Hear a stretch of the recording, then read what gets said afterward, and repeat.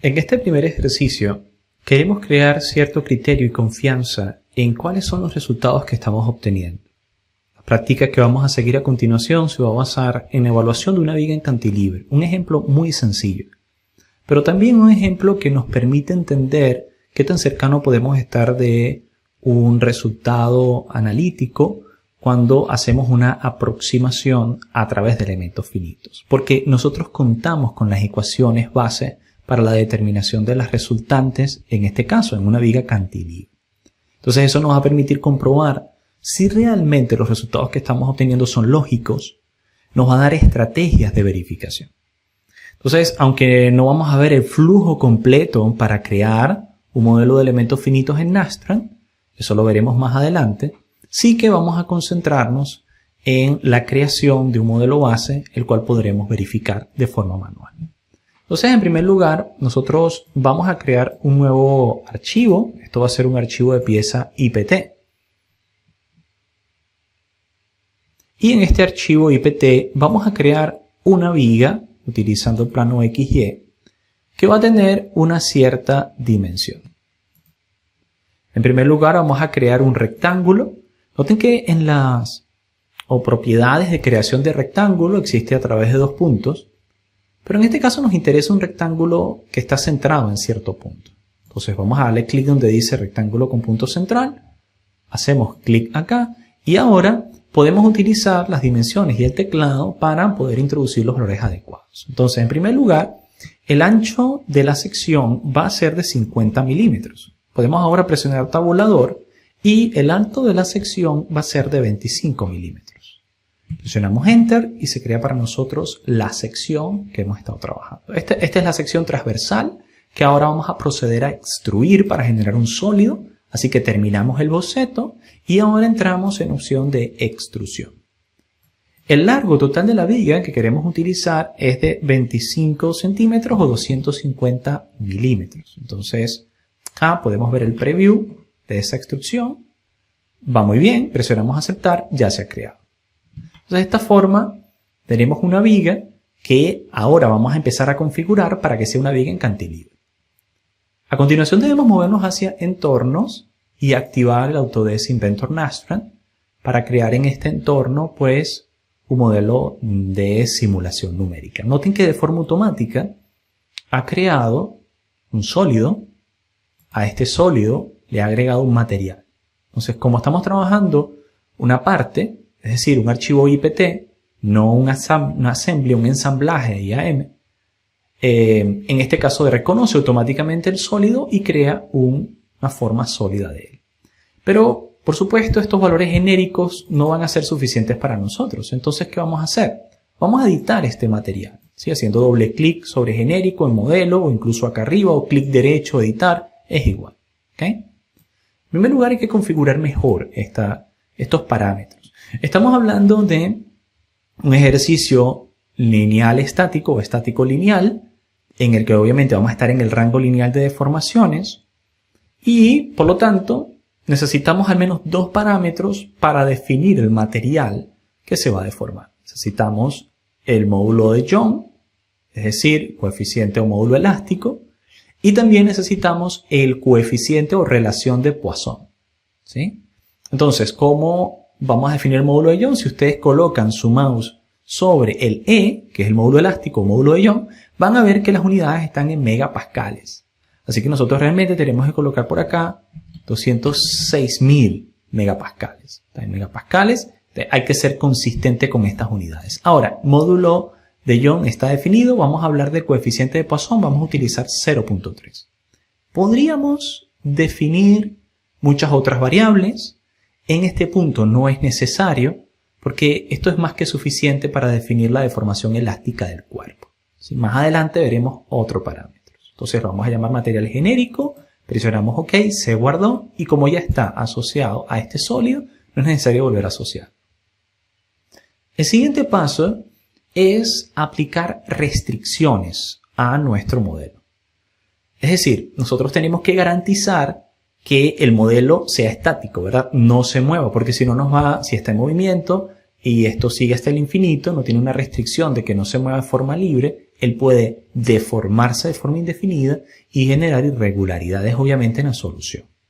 Entonces, si queremos que la matriz de rigidez sea simétrica y sea solucionable, es decir, tenga inversa, es necesario que los grados de libertad de nuestro problema estén bien definidos. Eso lo habíamos aprendido muy bien cuando programamos las matrices de rigidez y vimos que cuando los grados de libertad no están bien restringidos, empiezan a generarse singularidades en nuestro sistema. Entonces, ¿qué debemos hacer? Restringir este objeto. La manera en que se restringe una viga en cantilever es impidiendo su movimiento en uno de sus extremos.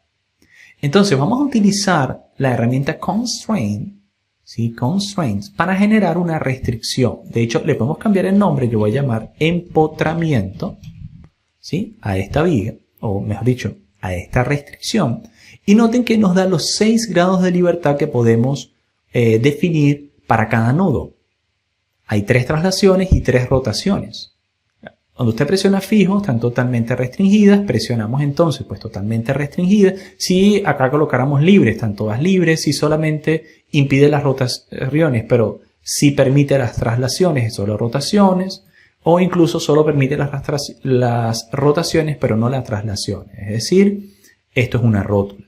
En nuestro caso, lo queremos totalmente fijo. Seleccionamos entonces la cara donde queremos empotrar, es esta cara, y presionamos OK. Y ahí aparece un símbolo que nos dice la primera flecha que impide la traslación, noten, y la flecha que está atrás que impide la rotación, que son unas flechas dobles y representan rotaciones. Entonces, traslación y rotación bloqueado en los 6 grados de libertad. A continuación debemos introducir lo que antes hacíamos de forma manual como el vector de fuerzas, ¿cierto? Vector de fuerzas. Ahora, acá lo que vamos a hacer es aplicar una fuerza de forma gráfica. Automáticamente el software se encargará por nosotros de llevarlo a los nodos necesarios. Para hacer eso, utilizamos esta herramienta llamada cargas, donde podemos aplicar cargas sobre puntos, superficies. En este caso vamos a hacerlo sobre una superficie. Noten que es de tipo de carga de puerta. Yo le voy a decir carga en el extremo y le vamos a colocar por acá 4500 newtons. Y bueno, como acá la dirección Y, ¿sí?, es hacia abajo, sería menos negativo, menos 4500 newtons, dice acá que es la magnitud. Entonces colocamos 4500 newtons. Es la magnitud que queremos utilizar. Ahora, ¿sobre qué lo vamos a aplicar? Sobre esta cara. ¿Sí? Debido a que estamos teniendo un elemento tridimensional, podemos seleccionar la cara completa. ¿Podríamos haberlo aplicado sobre un punto? Sí, totalmente. Deberíamos haber creado entonces el punto antes en la edición de geometría. Pero acá va a estar muy bien aplicarlo sobre la cara porque él se va a encargar de distribuirlo sobre todos estos nodos y nos va a evitar un efecto que luego conoceremos como concentración de tensiones, sea por aplicación de carga o por restricción de movimiento. Ya lo vamos a ver más adelante. Entonces, muy bien, aquí está aplicada la carga. Hasta este punto tenemos ya nuestro problema realmente muy definido, porque tenemos las cargas aplicadas, tenemos los grados de libertad que están bloqueados, lo que va a permitir entonces pues simplificar la matriz de rigidez. De eso se va a encargar el software por nosotros. Ahora lo que queda es que se malle, que cree una malla por nosotros y que corra la solución. En este caso vamos a hacer clic directamente sobre Run Analysis y él se encargará de hacer el mallado por nosotros. Nos pide guardarlo. Ustedes pueden guardarlo donde lo deseen. Yo voy a guardarlo acá donde dice viga en voladizo. Bien. O mejor dicho, viga en volado. ¿Vale? Perfecto. Noten que malla por nosotros de forma automática. Pasa a esta sección que se llama Nastran Output, que nos va mostrando lo que ocurre, ¿sí?, tras bambalinas. Cuando el código se está ejecutando, nos está diciendo cómo él está calculando cada uno de los valores por elemento.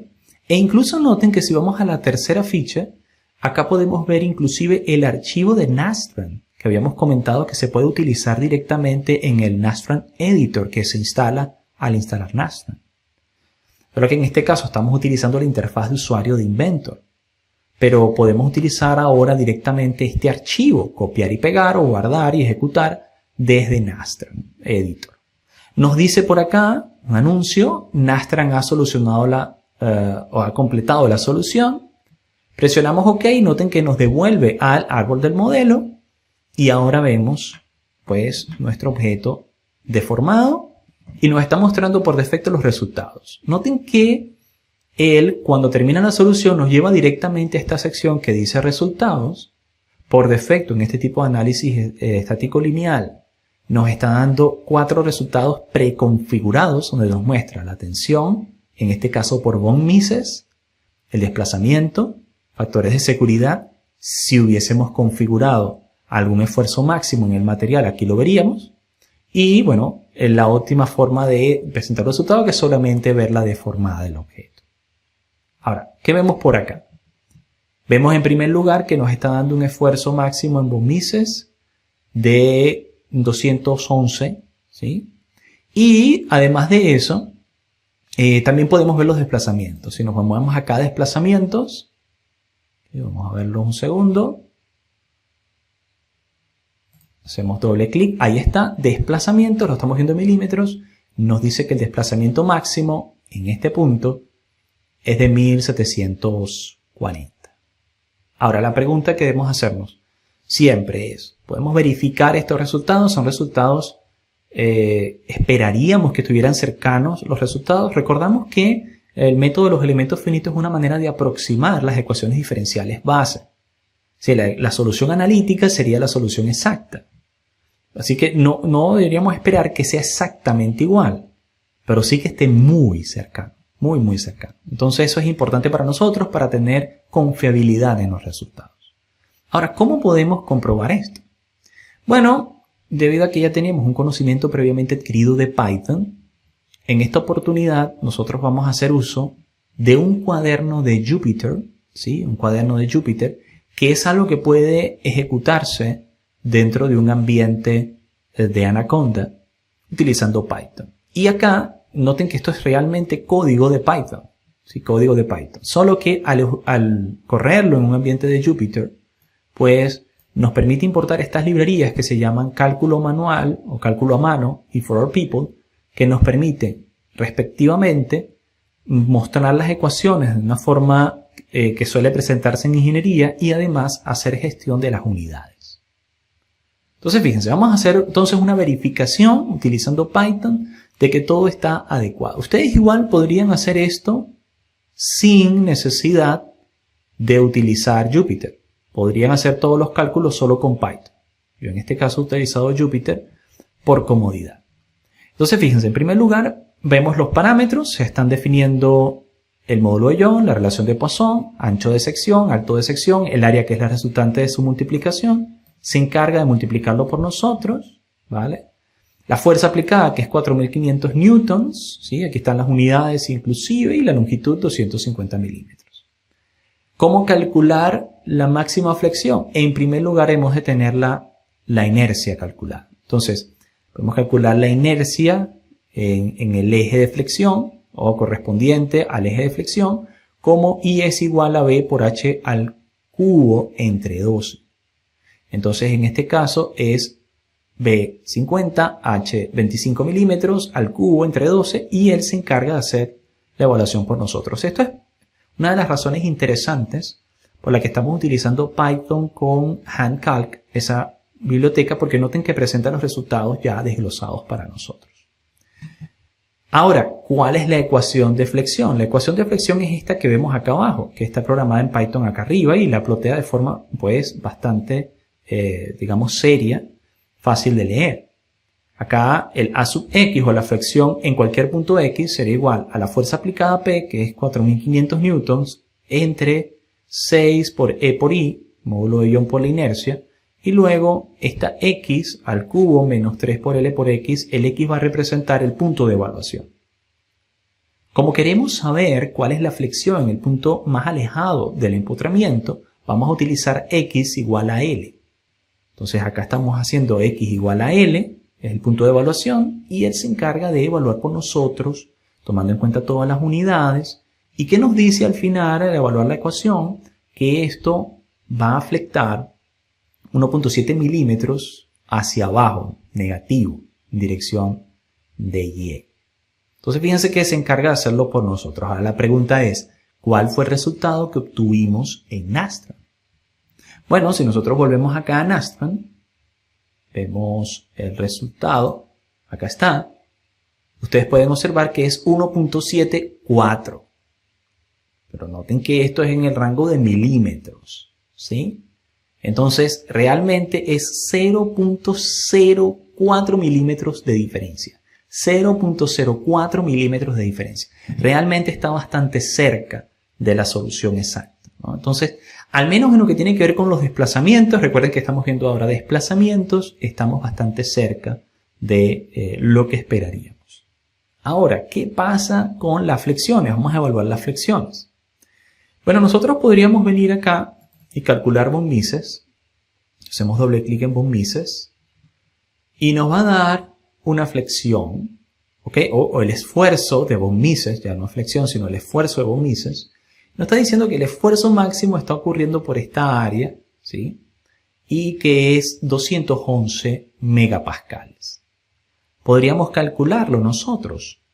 Sí, seguramente. Nosotros sabemos que el esfuerzo de von Mises es el resultado de la raíz cuadrada de la sumatoria de los cuadrados del esfuerzo de ciertas tensiones. Vamos a ver la ecuación exacta, vamos a hacer los cálculos y luego veremos lo importante que es saber idealizar bien cuando queremos resultados exactos. Entonces volvamos a ese cuaderno de cálculo que hemos estado utilizando y vamos a buscar cálculo de von Mises. Para poder calcular von Mises, en primer lugar, partimos calculando la máxima tensión en flexión. La máxima tensión en flexión, que es sigma B, B por bending, de flexión, es igual a M por C entre I, donde M es el momento flector y C es la distancia al eje neutro, ¿sí? El eje neutro. Ni en compresión ni en tensión, eje neutro de la sección transversal. Entonces tenemos que calcular esto previamente. El momento va a ser igual a el brazo de palanca por la fuerza, que en este caso es L por 4500 newtons, aquí lo calculamos. C, como estamos tratando de una viga Euler-Bernoulli, podríamos decir que es exactamente la mitad del eje, ¿sí? C en la mitad del eje, y por las condiciones de carga está justo por la mitad. Y entonces podemos proceder a calcular el sigma B, o la tensión flectora, como M por C por I. Aquí nos está dando 216 megapascales. Estos después del punto son decimales, ¿sí? Después del punto son decimales. ¿Cómo sabemos? Bueno, aquí estamos usando 3 decimales. Fíjense que después de render hay un 3. Pero si yo coloco 2, por ejemplo, y ejecuto, pues verán que habrá solamente 2 ceros después del punto. Entonces estos son decimales. 216 megapascales es la tensión flectora. ¿Cuánto estamos obteniendo realmente en el ejercicio? Volvemos al ejercicio. Acá podemos ver que está en 211. Entonces no está tan cerca. Acá hay un valor que está cambiando. ¿Cómo podemos mejorar esto? Quizás una primera intención sea aumentar la densidad de la malla, usar elementos más pequeños para ver si nos acercamos más a la realidad. Pero lo cierto es que acá nosotros vamos a tener un problema.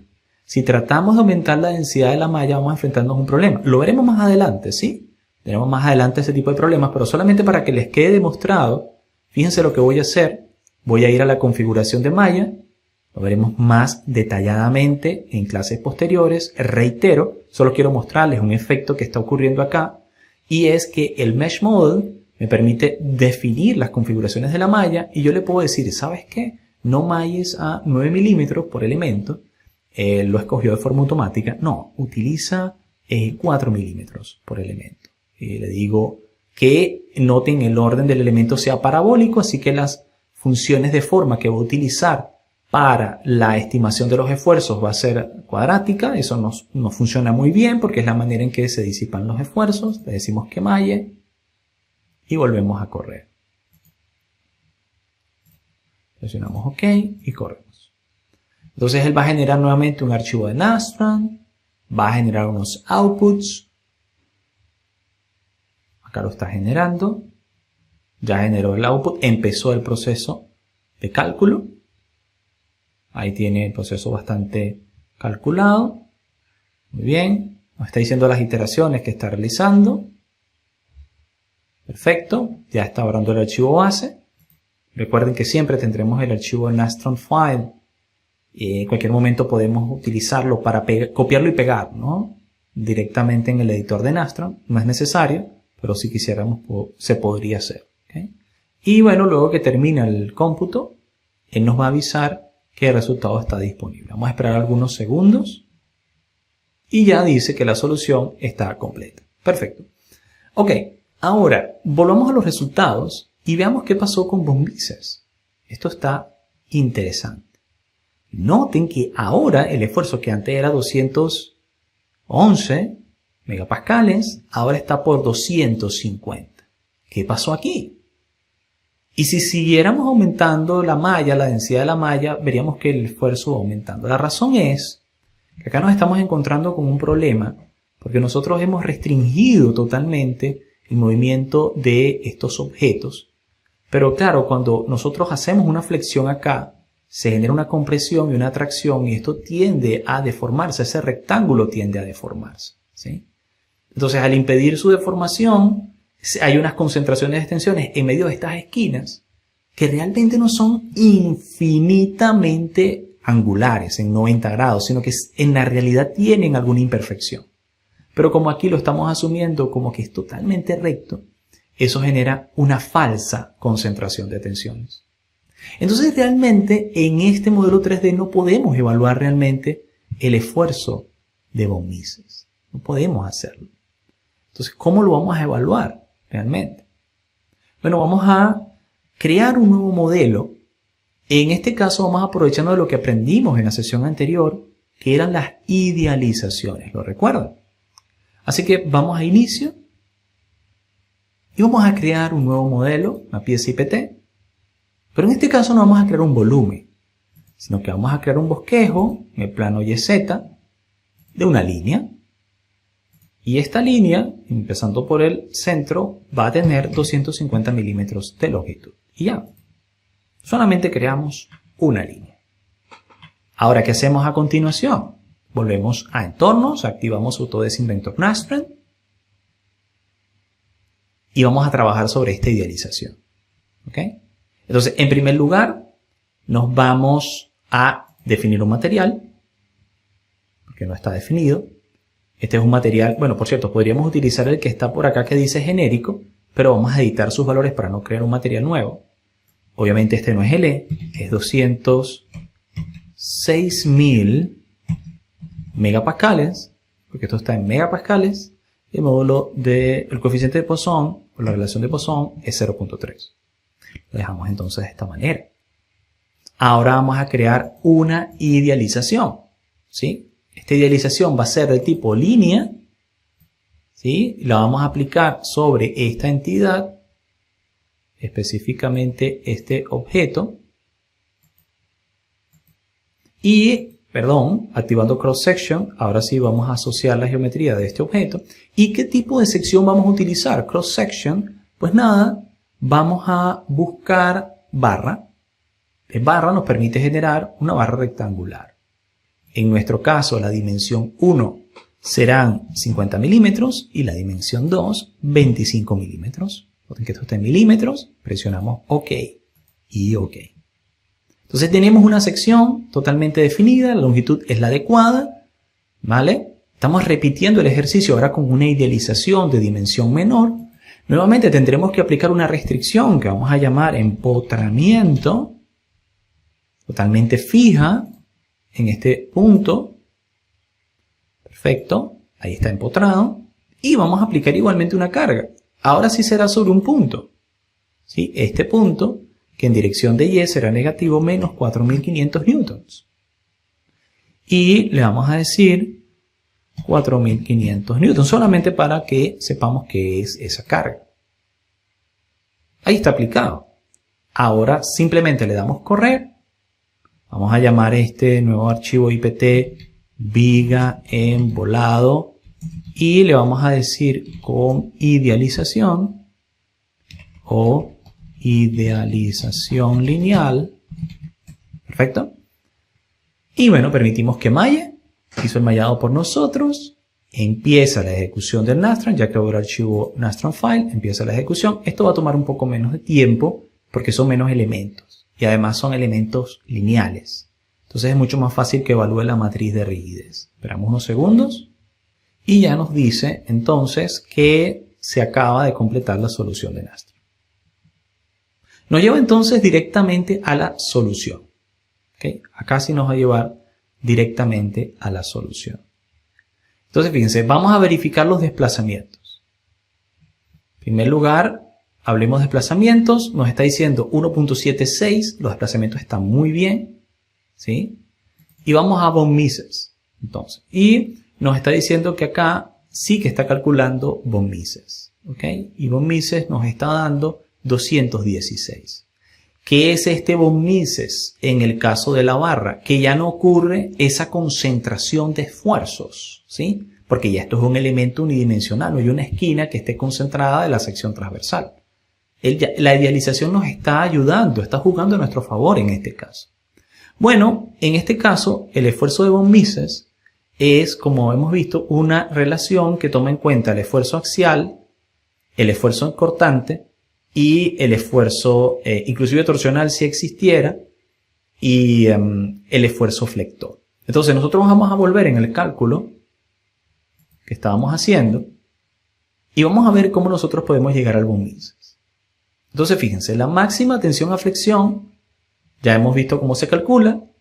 Vamos a seguir bajando. La máxima tensión en corte, ¿cómo se calcula? Bueno, con la fuerza cortante que es 4500, acá está, 4500 newtons, dividido entre el área. Eso me da el tau SH de shear en inglés. Para cortante, la tensión cortante es 3.6 megapascales. La tensión de von Mises, ¿qué será? La raíz cuadrada de la tensión axial, que en este caso la tensión axial es 0, porque no hay fuerzas actuando en la dirección axial, más la tensión debido al esfuerzo, al momento flector, la tensión deflectora o bending, sigma b, ya lo habíamos calculado anteriormente, al cuadrado todo esto, más 3 veces el cuadrado de la tensión cortante. Todos estos parámetros ya son conocidos, así que nos está diciendo que la tensión de von Mises debería ser 216.09. Recuerden, ahora sí que nos está dando un resultado bastante más parecido, 216.124, pero está bastante cercano a la realidad. Y no se produce ese efecto de que a medida que vayamos mayando se hacen esas concentraciones de tensiones que nos darían resultados inadecuados. Es más, podríamos tener otra manera de verificarlo. Porque acá en los esfuerzos, cuando se trata de elementos tipo barra, elementos lineales, tenemos un esfuerzo llamado bar max stress. Esto es un esfuerzo interesante que hay que entender de dónde viene. El bar max stress lo que nos está mostrando es la sumatoria del esfuerzo flector y el esfuerzo debido a fuerza axial. En este caso, como no hay fuerza axial, solamente nos mostrará la resultante del esfuerzo flector. Recuerden, el bar max stress toma la sumatoria de los esfuerzos máximos en flexión y axiales. Pero como acá no hay fuerza axial, solamente nos está mostrando el esfuerzo flector. ¿Y qué nos dice que es el esfuerzo flector? 216 megapascales. 216 megapascales. Ahora, si nosotros volvemos al archivo y nos vamos a ese cálculo previo que habíamos hecho de la máxima tensión en flexión, ¿cuánto nos había dado? 216.00 megapascales. Esta es la tensión flectora, el esfuerzo flector. Así que esto nos está dando exacto, totalmente exacto. Ahora, inclusive podríamos verificar, como se trata de un elemento tipo barra, si el momento flector es el adecuado. Debería ser 1120 newtons o 1.12 kilonewtons.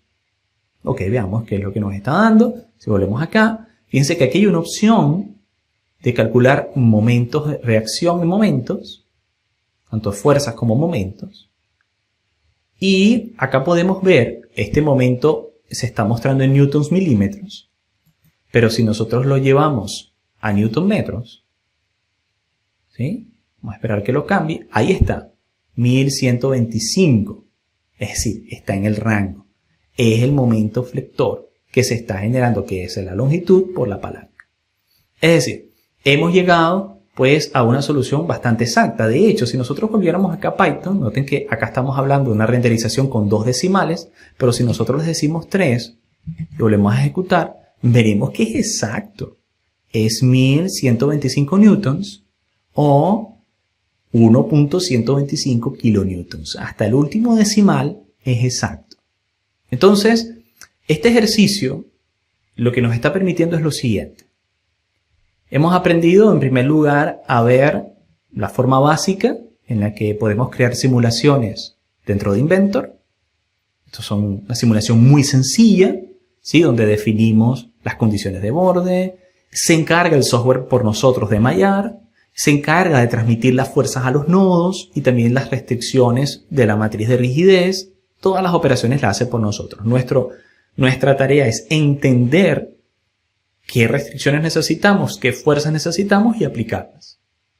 Y en segundo punto también vimos que hay que tener mucho cuidado cuando analizamos los resultados.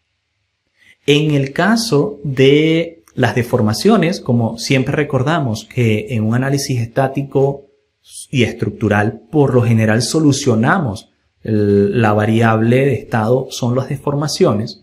Bueno, realmente siempre las deformaciones van a ser más exactas. Pero recordemos que los esfuerzos se calculan a partir de las deformaciones, con otras ecuaciones. ¿Lo recuerdan? Cuando programábamos los elementos finitos. Lo mismo ocurre en este software. Entonces, cuando ese elemento es muy pequeño y dividimos el área del elemento muy pequeño, ¿sí? La fuerza entre el área del elemento muy pequeño tiende a ser más grande el esfuerzo de lo que realmente sería. Hay que tener cuidado con esas concentraciones de tensiones que no son realmente producto del ejercicio, sino que son producto del método de aproximación que estamos utilizando. En este caso, hemos evitado esa concentración de tensiones haciendo uso de una idealización que se acerca más a la realidad. Mantiene la realidad, nuestra sección, y nos da resultados más exactos. Y de hecho, con un formato, luego vimos que hasta las reacciones nos dan en un formato que es más fácil, ¿no?, de entender desde el punto de vista estructural, ¿vale? Pero siempre hay que entender qué es lo que está pasando. No podemos asumirlo. Podemos asumir que ese es el esfuerzo de von Mises, no podemos asumir que esa es la flexión. Por lo general, un pequeño cálculo manual nos dará un mejor entendimiento de qué es lo que está ocurriendo. Entonces, dejamos esto por acá. Vamos en la siguiente clase a empezar a desarrollar desde cero un ejemplo un poco más complejo y veremos los resultados.